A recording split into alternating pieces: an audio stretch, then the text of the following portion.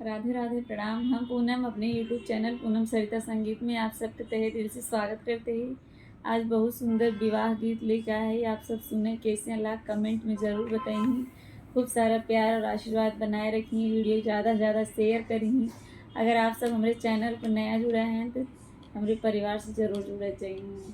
जरूर शादी ब्याह के सीजन आइए बाटे, सब जने वीडियो को फुल वॉच करत जाओ, सीखत जाओ और गावत जाओ।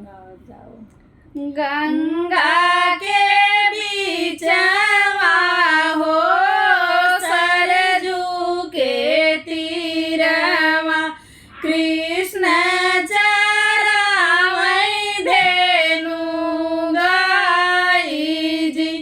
गंगा के बीचवा हो सरजू के तीरवा, कृष्ण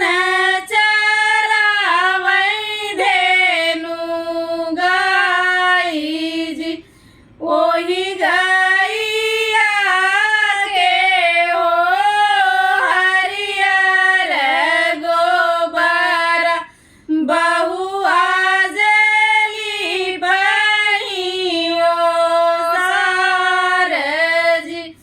ओही गैया के हो हरियर गोबर, बहुआ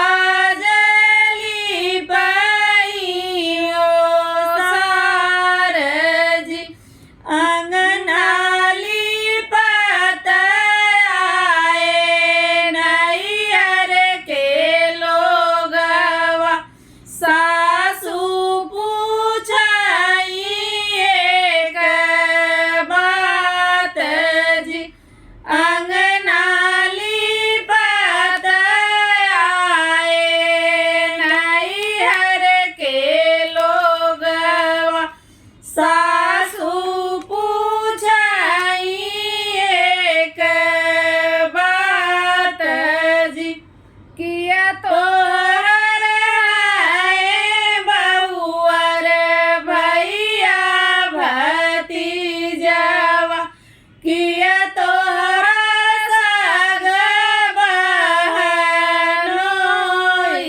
जी।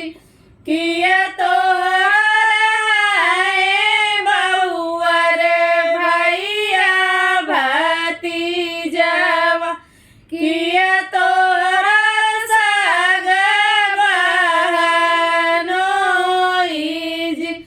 नहीं मोरे सासू हो भैया से भतीजवा, नहीं